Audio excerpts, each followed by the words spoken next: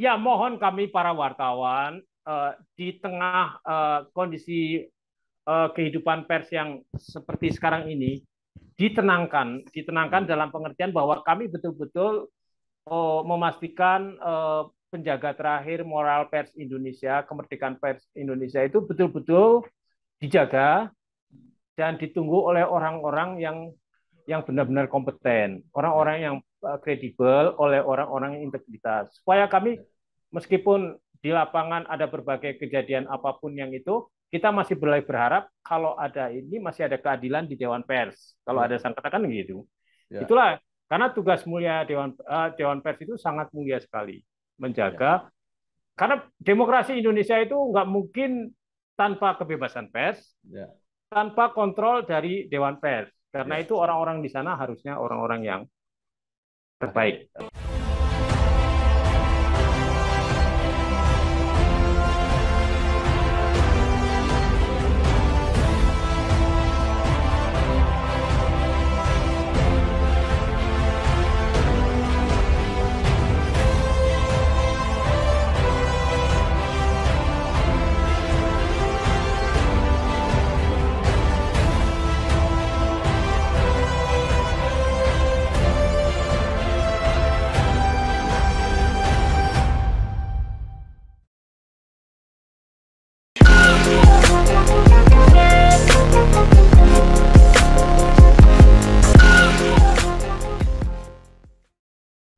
Baik, Assalamualaikum warahmatullahi wabarakatuh. Bersama saya Bambang Sadono di kanal Inspirasi untuk Bangsa. Kami sedang mempersiapkan beberapa serial wawancara untuk merekam wajah pers Indonesia. Saya akan menyiapkan sebuah buku mengenai pers Indonesia masa lalu, masa kini, dan masa depan. Gitu ya. Jadi masa jayanya pers Indonesia dan masa surutnya, kemudian ke depan kira-kira seperti apa. Nah, banyak kasus-kasus yang mungkin menarik untuk kita baca, untuk kita analisa, baik kasus-kasus besar. Saya sudah mewawancarai untuk membahas kasus-kasus Jawa Pos yang menghebohkan. Ya.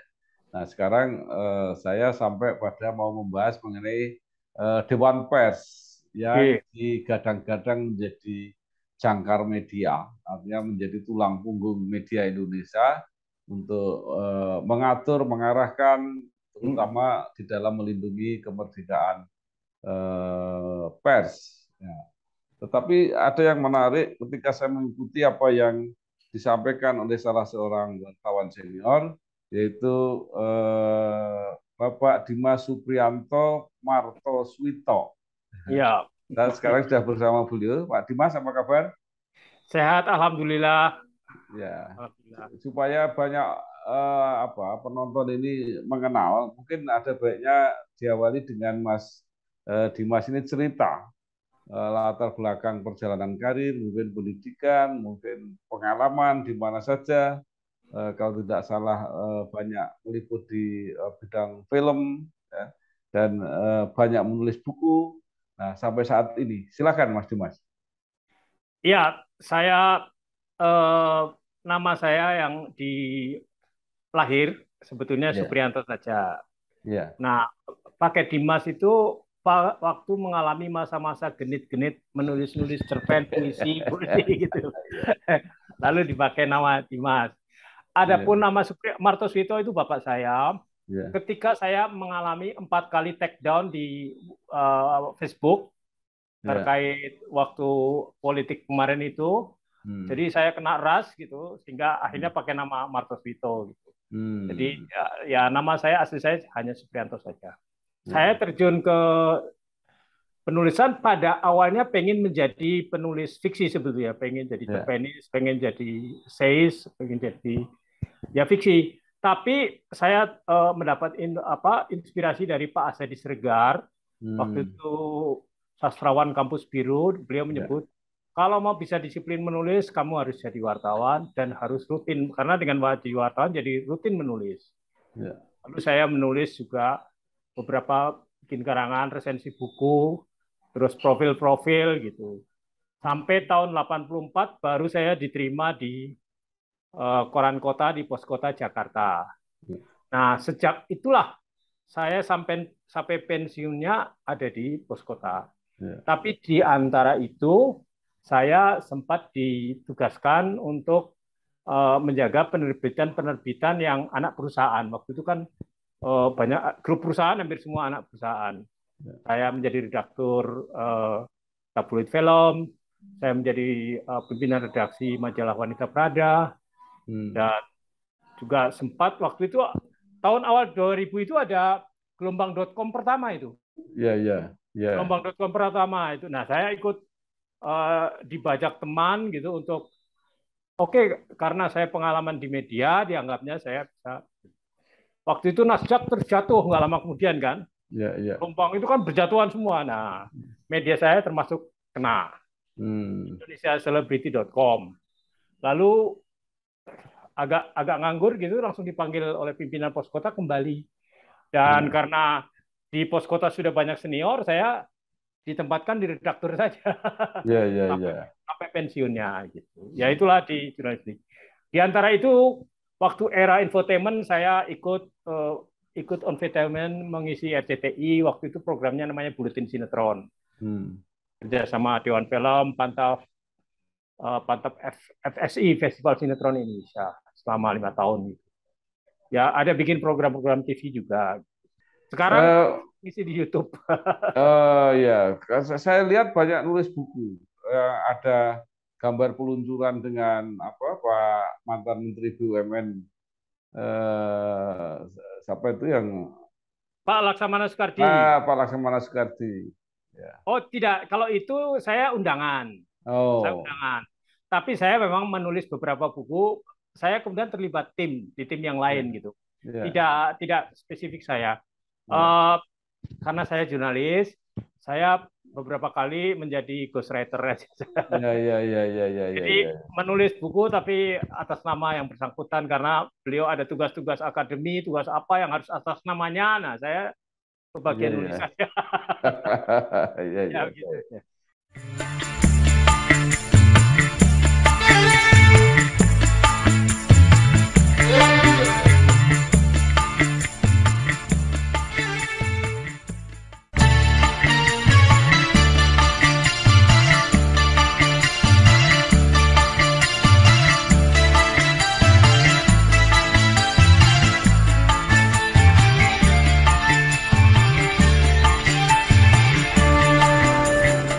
Nah, Pak Supriyanto, ini kan Pak Supriyanto menjadi viral ketika ada huru-hara kasus Pak Ferdy Sambo yang kemudian menjadi menjadi topik berhari-hari, berminggu-minggu.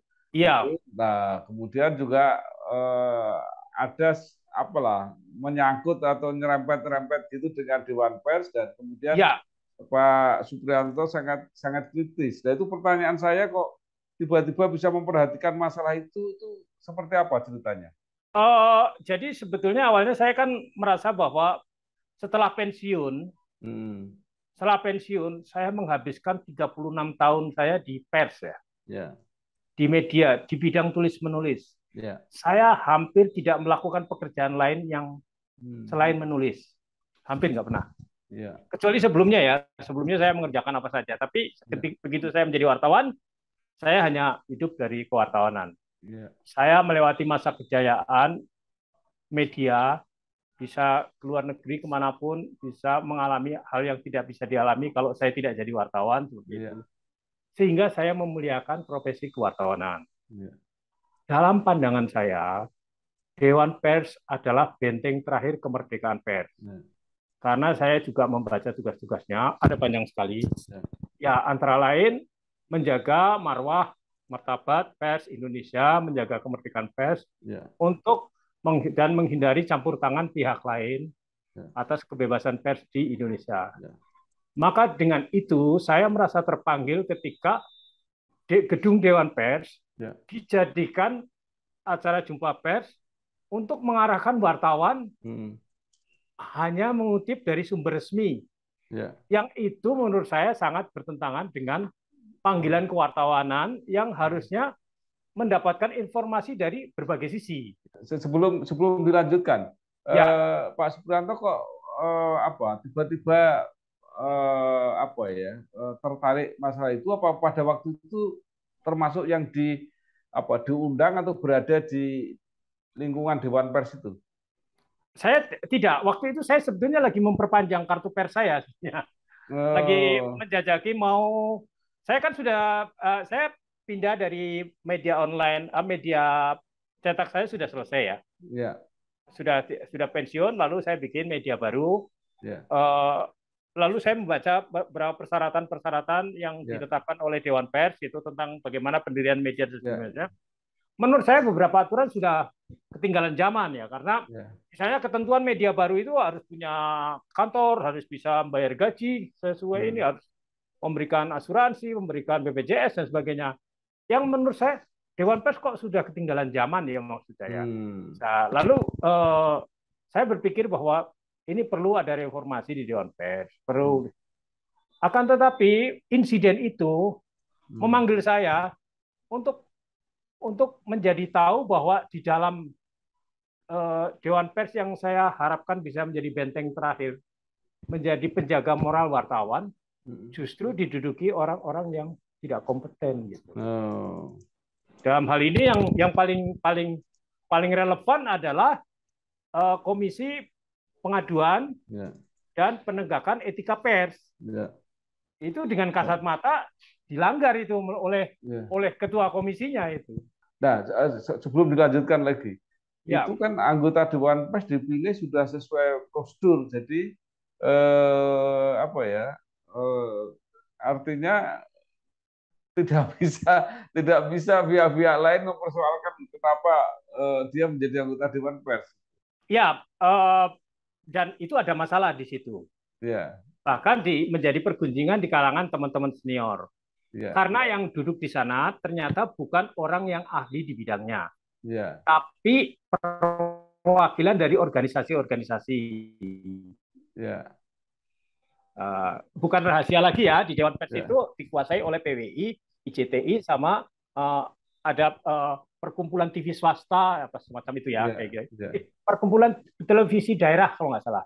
ya, Itulah. Jadi ada semacam arisan jabatan-jabatan di situ, dan orang yang duduk di situ adalah orang yang wakil dari organisasi, bukan ya, orang yang punya Pak. kemampuan, bukan orang Ya, yang punya kemampuan itu gitu. ya memang undang-undangnya seperti itu ngaturnya.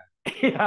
Dan itu Iya, yang perlu dalam jangka panjang direformasi kan. ya, oke, Nah, ya, kalau saya bilang bahwa ini Dewan Pers bermasalah dengan ini harus ya, direstrukturisasi, ya, harus dikaji ulang, ya, akan diterima itu sebagai masukan, Pak. ya, Baiklah, itu benar. Ini untuk edisi berikutnya. ya, Tapi dengan itu orang yang saya bidik itu yang telah melakukan pelanggaran terhadap kode ya, etik jurnalistik itu ya, akan selamat karena itu ya, boleh. Oke, itu masukan ya buat minggu depan ya, apa oke, berikutnya ya. oke, Oke. Orang itu ya, selamat gitu. ya. Padahal Nah, dengan kasat mata dia Pak, melanggar. Pak, ya Pak Supriyanto kok sudah mau bidik orang?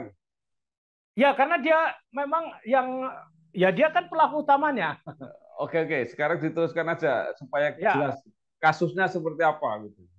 Jadi seperti kita ikuti perkembangan kasus itu di media ya, sudah Ya, begitu gamblang ya. ya, Setelah kejadian di Duren 3 itu, di komplek ya, petinggi Polri itu, ya, kaki tangan orang-orang suruhan Ferdi Sambo itu mengirim orang kemana-mana. ya, Ke Komnas HAM, ke LPSK, ke DPR ya, RI, dan ke pihak-pihak lain yang dia bisa dibantu untuk mengamankan agar kasusnya seperti yang dinarasikan mereka itu. ya, ya, Narasinya adalah tembak-menembak, ya, pelakunya ajudan, ya, Kadif Propam tidak ada di tempat, ada ya, pelecehan seksual gitu. ya. Oke, Ya, kita ya, batasi aja ya. Kalau yang ya. luar-luar itu kan kita nanti perlu apa Ah. ya? Perlu pembenaran atau pembuktian. Tapi yang menyangkut Dewan Pers saja, coba. Lalu narasi itu dibawa ke Dewan Pers, Nah, dibawa ke Dewan Pers, dan meskipun tidak disebutkan detail itu, ya, tapi beliau sudah menggiring bahwa sebaiknya wartawan mengutip sumber resmi, sumber dari kepolisian. ya, Sedangkan pernyataan dari Kapolres Jakarta Selatan maupun Mabes Polri yang ya, dibikin oleh Saudara Fahmi Alamsyah ya, itu Ya seperti itu. Ya, sebentar. Sehingga seluruh Eh, Indonesia kan ketipu itu. Ya, eh, itu pernyataan atau pendapat Dewan Pers itu dikeluarkan setelah pemberitaan yang seperti eh, itu yang direkayasa itu ya. atau sebelum, artinya bahwa wartawan diminta memberitakan seperti itu maksudnya. Jadi sebagian setelah jumpa pers di Polres Jakarta Selatan itu kan sudah terbuntuk seperti itu. Ya, ya, Pembunuhan pembunuhan ya, atas perang antara ajudan dan sebagainya, ya, ada pelecehan ya, seks dan sebagainya. ya, Lalu saya menduga ya. bahwa kehadiran pengacara keluarga ke Dewan Pers itu Hmm, untuk menjaga wartawan agar konsisten dengan itu. ya, Karena meminta agar tolong sumber resmi saja, ya, jangan spekulasi, jangan hmm, menghakimi, ya, tolong pahami keluarga Ibu Jenderal bahwa ya, dia trauma dan sebagainya, ya, sebagainya gitu. ya, Jadi sama sekali tidak ada inian ke korban gitu loh, ya. yang sudah Oke, meninggal dan sebagainya ya. gitu.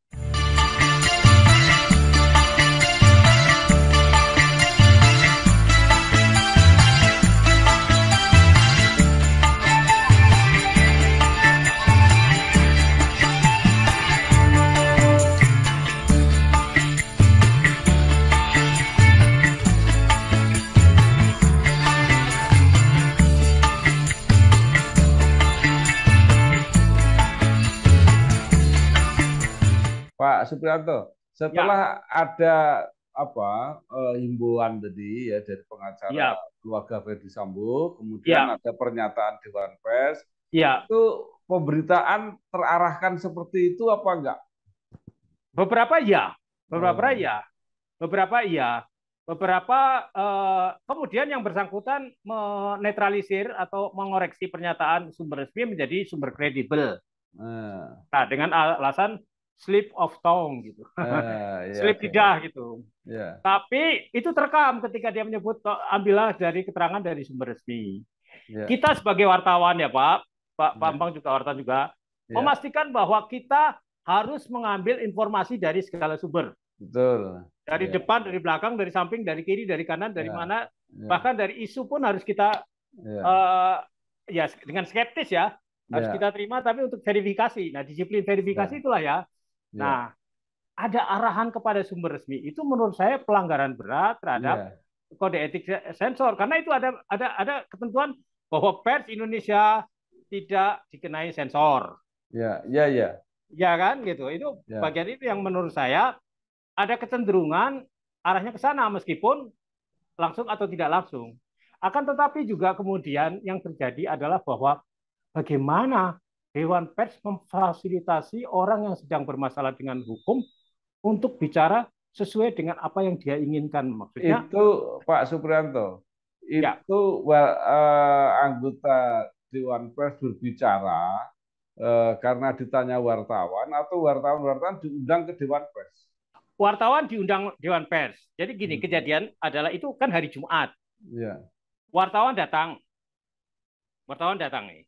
ya, Ya nggak mungkin wartawan nongkrong, tidak ada wartawan yang nongkrong di Dewan Pers, Pak. Kecuali nggak ada. bahwa gedung Dewan Pers itu memang sering ditempati juga oleh kantor media, tapi media Ya, yang gitu ya, kita ya, sama-sama tahu. ya, Itu khusus untuk menghadiri acara itu. Lalu setelah begitu bertemu, sebentar ketemu, wartawannya diminta keluar. hmm, Terjadi apa yang disebutnya sebagai, waktu itu disebutnya dalam media itu adalah konsultasi pengacara hmm, kepada Dewan Pers. ya, Tapi pengertian konsultasi dengan koordinasi, kolusi, dan sisi yang lain itu kan agak samar ini.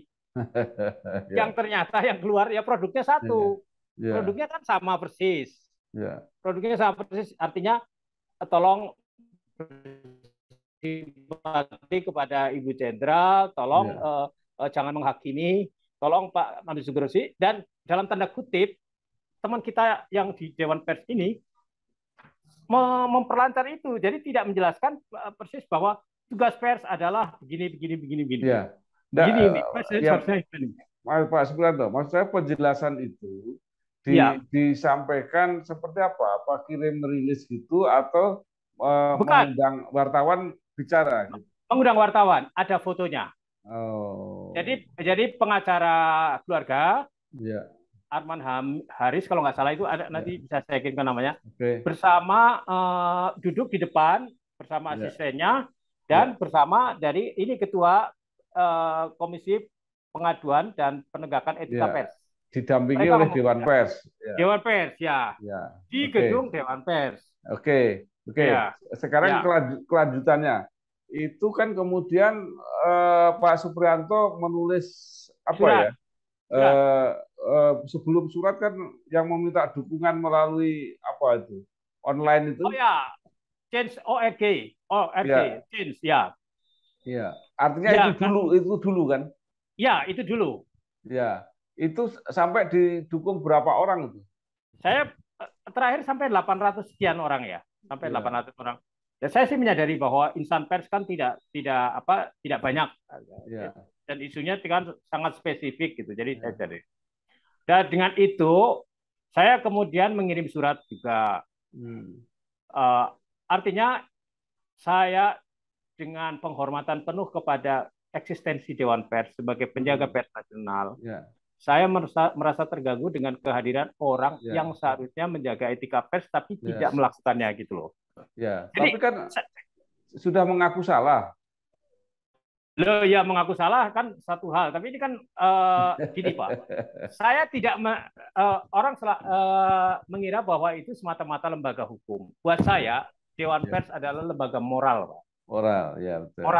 Moral, Pak. Ya, ya, Jadi yang kita usik, kita persoalkan moralnya. ya, Bagaimana you melakukan pasal-pasal yang sebetulnya ya, nggak layak untuk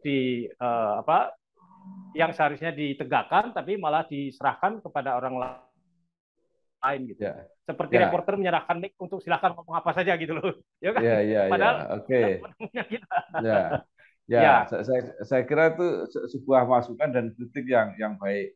Tetapi ya, kan kemudian Dewan Pers menyatakan bahwa itu slip of the tongue, kemudian ya, sudah minta maaf, sudah ya. mengoreksi, dan sudah dianggap selesai, nggak ada soal. Nah, terus Pak Suprianto seperti apa? Bisa menerima itu enggak?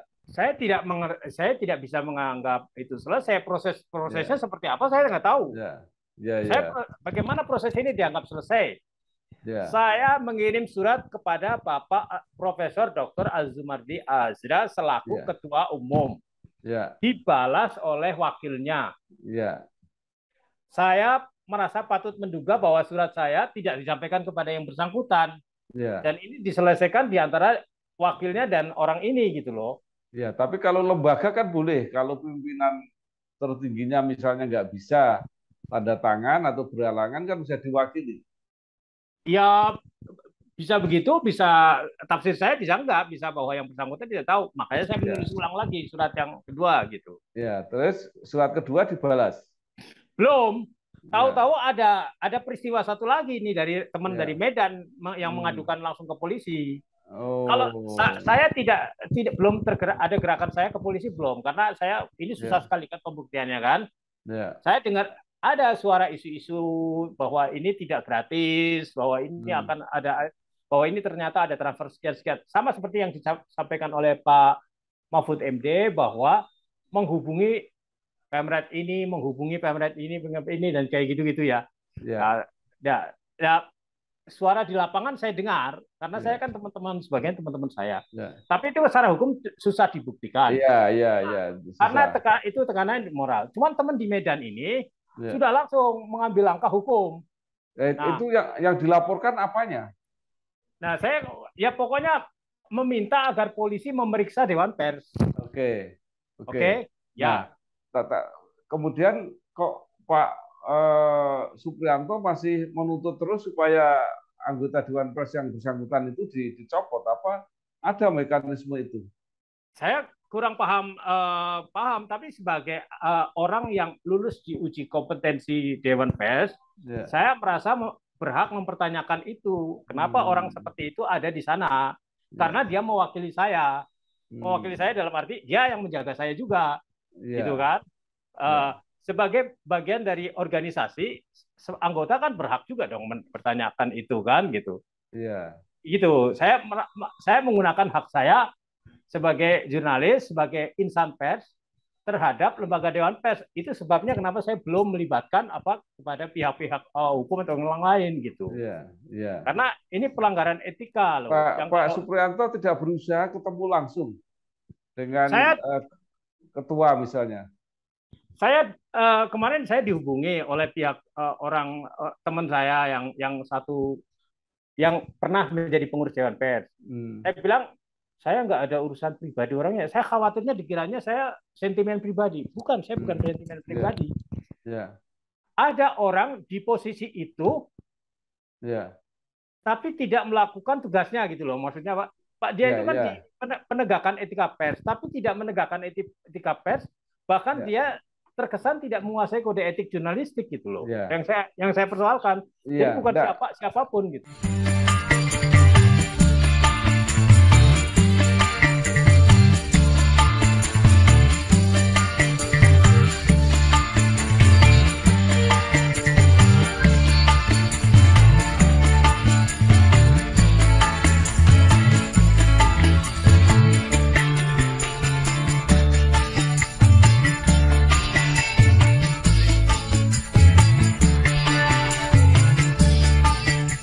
Ya, maksud saya Pak Supriyanto tadi kan mencurigai, jangan-jangan suratnya nggak dibaca ketua. Dan apa tidak lebih baik itu konfirmasi langsung kepada ketua?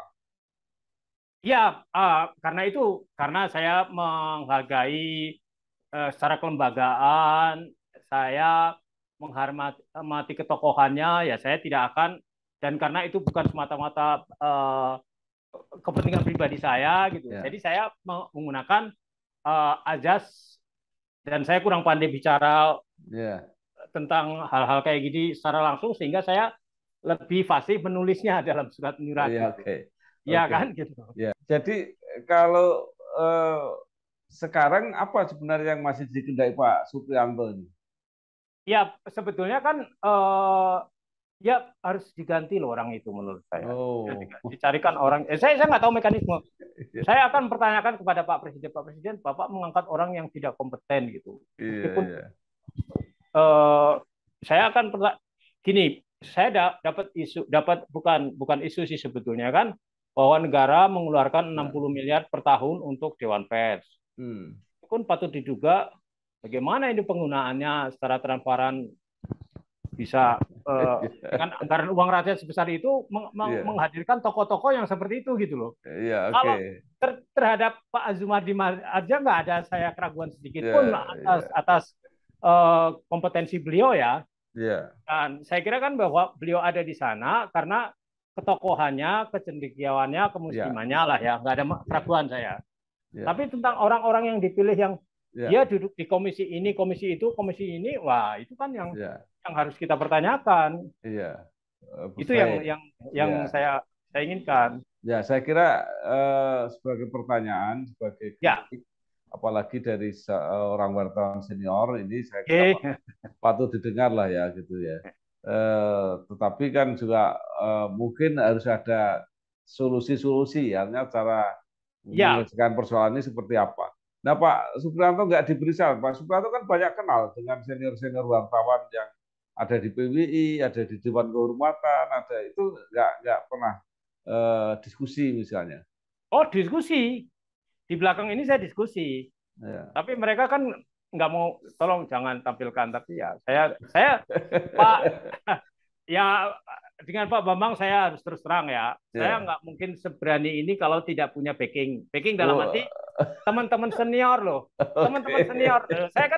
Saya kan konsultasi dulu. Ini ada masalah ini bagaimana? Itu nggak benar. Kau aja maju gitu. Cuman teman senior itu bukan pangkat loh. Senior jurnalisme. Redaksi ini pimpinan redaksi. Nah, antara lain kenapa mekanisme misalnya sistem perekrutan yang tidak transparan di Dewan Pers dari periode ke periode itu berlangsung kasak-kusuk, ya sudah kamu wakil di sana. Ya, itu terjadi. Itu yang membuat mereka teman-teman juga membackup saya untuk kamu soalkan ininya gitu. Antara lain itu gitu. Nah, apa yang ingin saya capai sebetulnya? Sebetulnya mungkin saya cukup puas kalau dapat jawaban dari Pak Profesor Azumardi Azra yang ternyata tidak. Iya. Enggak, Jadi enggak. jadi katanya mau diundang ketemu Pak Supriyanto malah nggak mau. Informal di Oh, luar informal. ketemunya Oke. Jadi di luar. mungkin Dewan Pers perlu mengundang secara langsung untuk diskusi gitu ya kira-kira. Iya, iya. Kalau Eh, informal kan dikiranya saya cince-cince, habis itu diam aja eh, cince-cince. iya, Kemarin iya. itu jeda waktu ya, jeda waktu antara kejadian sampai surat kedua itu lama banget. Wah, Iya. Dimas sudah diamankan ini. Lah, saya nggak ngerti. Saya justru menghindari ketemuan untuk Iya. ada kesan seperti itu. Iya. Nanti, wah, Baik. beberapa teman yang saya bawa kan begitu. Misalnya saya Apapun bawa 5 orang ya, gitu. Nah, ya, apapun ini menarik karena oke. antara dunia cita-citanya ya Ya, ya. Dan apa kenyataannya, data solidnya nah, itu beda. Artinya kan orang memposisikan Dewan Pers itu dan juga dibuatkan undang-undang sedemikian rupa yang ya, begitu kuat, begitu betul. mandiri, begitu itu.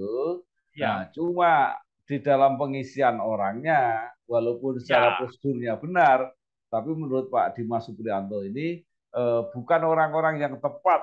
Itu kira-kira ya Enggak, persoalannya ya. bukan. Karena bahkan Ya, tidak kesan saya dia ya. tidak menguasai pasal-pasalnya itu. Kan Ya, bahaya sekali. maka itu jadi Iya, orangnya tidak tepat, walaupun iya, secara ya. prosedurnya benar, kan gitu Iya, kan? ya, Ya, prosedurnya benar. Ya, itu ya prosedurnya. terjadi. Ini mudah-mudahan menjadi masukan yang apa, yang berharga lah ya untuk G. Dewan Pers gitu. Nah, eh, saya juga berharap karena saya mendengar ini, saya juga bukan siapa-siapa, tapi sebagai orang yang juga bergerak lama di media, saya ingin supaya ini jadi apa ya, jadi pelajaran, jangan dianggap tidak ada maknanya ya. Iya, Jadi iya, iya, artinya iya. jadi pelajaran untuk kita mencari solusi dan apa mengantisipasi supaya tidak kejadian lagi dan ke depan Dewan Pers benar-benar seperti yang diinginkan Mungkin, menjadi saya menyebutnya sebagai jangkar ya. iya, Sebagai iya. jangkar, sebagai benteng untuk menjaga kemerdekaan pers. Nah, itu memang susah karena itu diperlukan orang-orang yang Iya, bukan hanya menguasai apa masalah jurnalisme, masalah hukum, media, tetapi yang punya integritas. nah, itu Ya, yang saya maksud. jadi Persoalannya punya yang mahal integritas. integritasnya. Ya, Integritasnya dan yang mahal. untuk mereka bekerja karena membawai media pers yang sangat berpengaruh, sangat Ya, besar, ya. itu harus orang-orang yang mendapat trust, Ya, mendapat itu dia. kepercayaan publik lah, kira-kira itu ya. Ya, betul betul Oke, sekali. Iya. saya Betul, kira Om. Ya. makna dari protes Pak Dimas Supriyanto itu di situ. Nah, mudah-mudahan saya juga tidak tahu apakah itu Iya.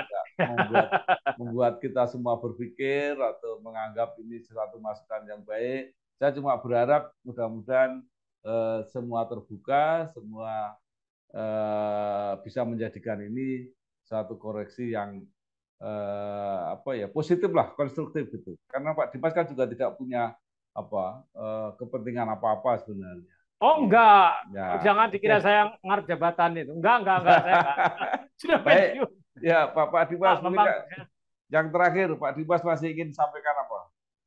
Ya, mohon kami para wartawan di tengah kondisi kehidupan pers yang seperti sekarang ini ditenangkan Hmm. dalam pengertian bahwa kami betul-betul memastikan penjaga terakhir moral pers Indonesia, kemerdekaan pers Indonesia itu betul-betul dijaga dan ditunggu oleh orang-orang yang benar-benar kompeten, Ya, orang-orang yang kredibel, oleh orang-orang yang integritas. Supaya kami meskipun di lapangan ada berbagai kejadian apapun yang itu, kita masih berharap kalau ada ini masih ada keadilan di Dewan Pers. Kalau ada ya, sengketa kan gitu.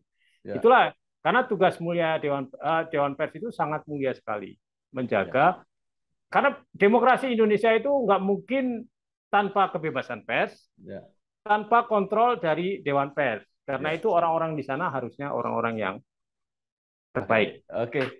Baik, Terima kasih. ya Pak Dimas Supriyanto Marto Ya, Suwito, iya ya, Bapak. wartawan senior yang sudah malang melintang 36 tahun di Oke. pengabdian di bidang pers. Ya, Sekali terima lagi kasih. terima kasih dan masih Oke.